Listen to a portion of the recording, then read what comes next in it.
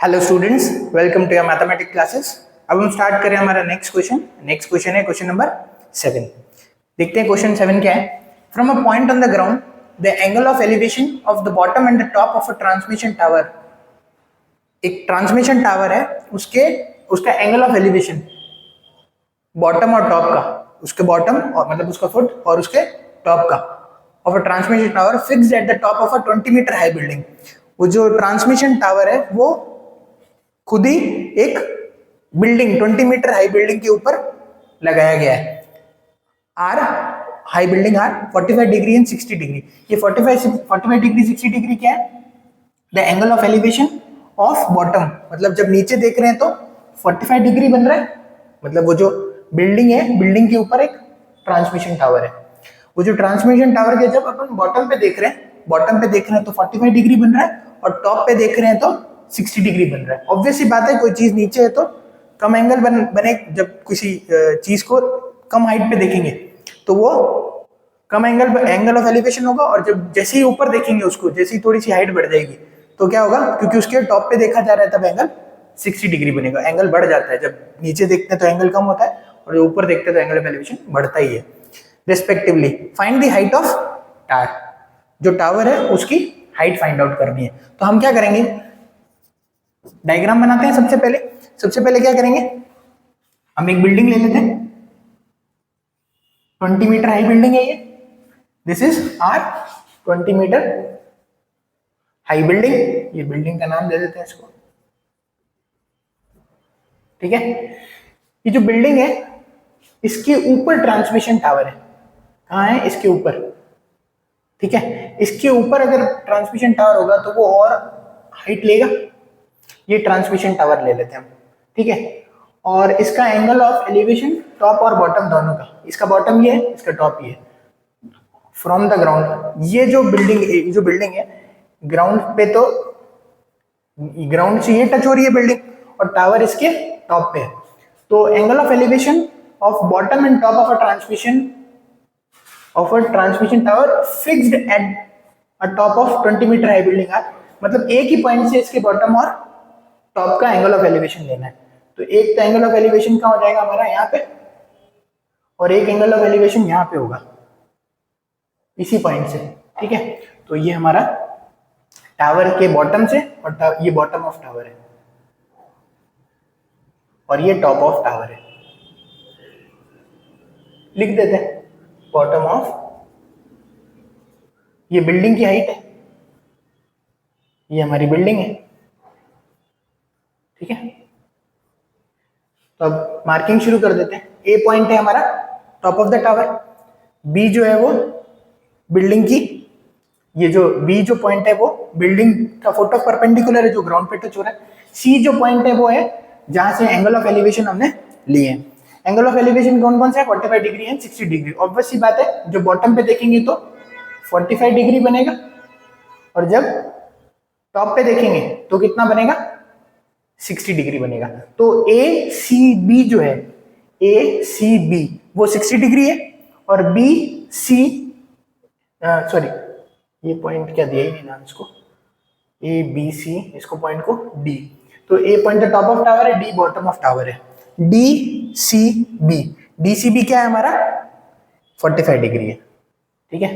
यहाँ पे लिख देते हैं साइड में एंगल ए सी बी।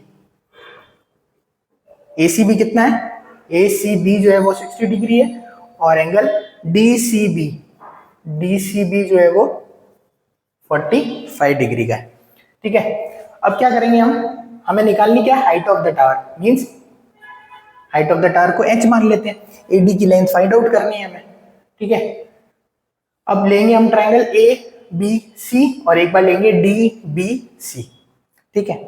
और find the height of the tower, बस ये लेंथ फाइंड आउट करनी है हमें, ये यहां से यहां तक, ठीक है।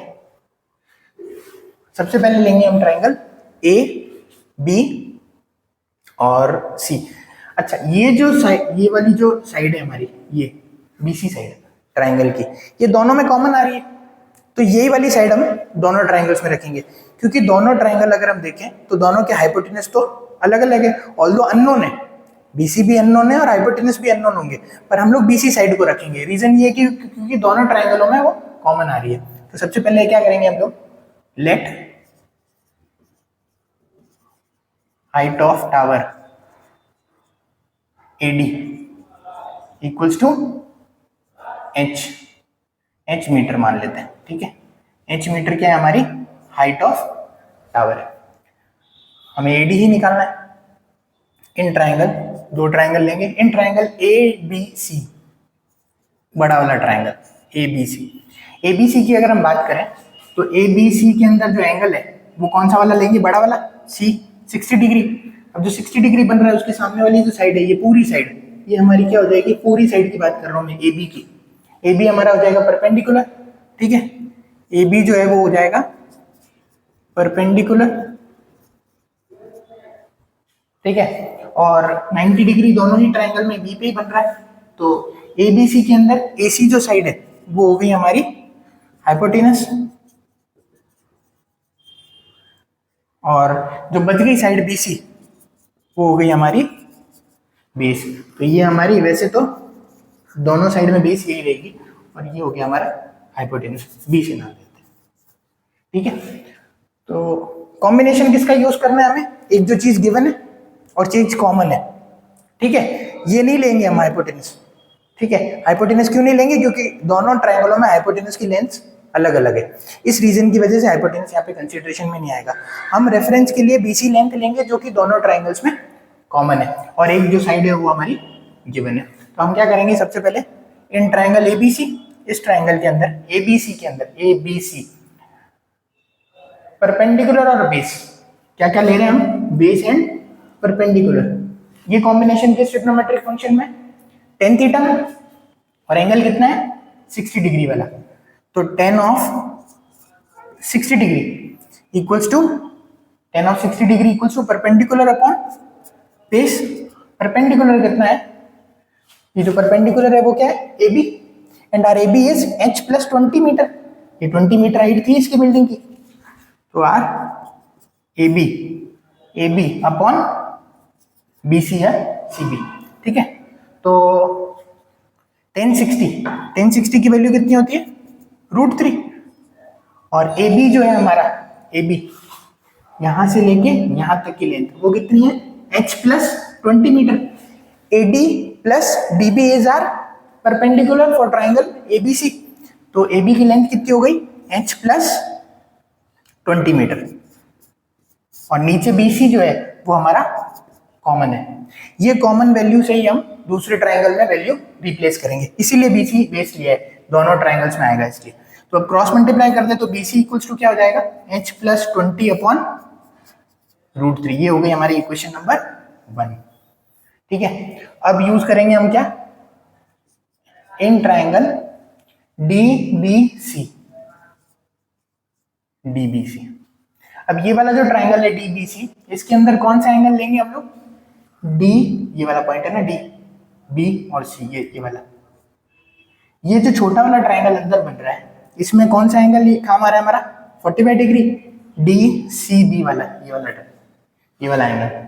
तो जब DCB 45 है, एंगल के सामने वाली साइड सिर्फ ये वाली साइड, ये हो गई हमारी, ये जो DB है ये परपेंडिकुलर हो गई, 90 के सामने वाली साइड हाइपोटेन्यूज हो गई, मींस DC, ठीक है। DC क्या हो गया हमारा, हाइपोटेन्यूज, और बेस क्या है हमारा, CB is are base, common लिखा हुआ है पहले से, इसलिए हमने पहले वाले ट्राइंगल में भी इसी को लिया था। तो अब क्या लिखेंगे हम, DB is equal to perpendicular, DC जो है हमारा वो है हाइपोटेन्यूज, और BC जो है वो क्या है, बेस है, ठीक है। अब कॉम्बिनेशन किसका लगाना है, जो एक चीज गिवन है और जो चीज हमने पहले वाले ट्राइंगल में भी यूज की थी, ताकि हम वैल्यू रिप्लेस कर पाए। तो tan of 45 degree equals to perpendicular upon base, our perpendicular is DB और बेस कितना है BC। अब अगर हम यहां से टेन 45 की वैल्यू कितनी होती है, साइन 45 अपन कॉस 45, साइन 45 1/√2, कॉस 45 अगेन 1/√2, दोनों को डिवाइड करेंगे तो 1 आएगा। Ten 45 is 1। DB upon BC, dB हमारा 20 मीटर और बीसी जो है, बीसी वो वही हमारा फर्स्ट ट्राइंगल के अंदर यूज किया था हमने। तो यहां से अगर मैं बीसी की वैल्यू निकालूं तो वो कितनी आ रही है, 20 मीटर या 20, ये इक्वेशन 2। अब इक्वेशन 1 और 2 से मैं वैल्यू रिप्लेस कर सकता हूं फ्रॉम 1 एंड 2। इक्वेशन 1 और 2 से अगर मैं वैल्यू रिप्लेस करूं तो बीसी की वैल्यू कितनी है, 20 इक्वल्स टू एच प्लस, क्योंकि दोनों ही फर्स्ट और सेकंड इक्वेशन में दोनों बीसी की वैल्यू आई, तो 20 बीसी की जगह क्या रिप्लेस करते हैं, 20 equals to H plus 20/√3। Cross multiply कर देंगे तो क्या हो जाएगा, क्रॉस मल्टीप्लाई करते हैं तो h plus 20, h plus 20, h plus 20 और ये √3 जब इसके नीचे कुछ नहीं था तो 1, 1 जब h प्लस 20 से मल्टीप्लाई हुआ तो h प्लस 20, √3 जब 20 से मल्टीप्लाई हुआ तो 20√3। तो h की अगर वैल्यू निकालनी है तो कितनी आ जाएगी, 20√3 और ये प्लस का 20 उधर गया तो माइनस का 20। तो हाइट कितनी आ गई हमारे पास में, अगर 20 कॉमन ले लें तो √3 माइनस 1, ये आ गई हमारी height of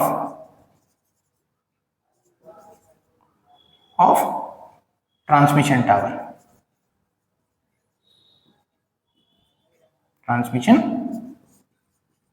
tower, height of transmission tower is 20 into √3 minus 1. Okay.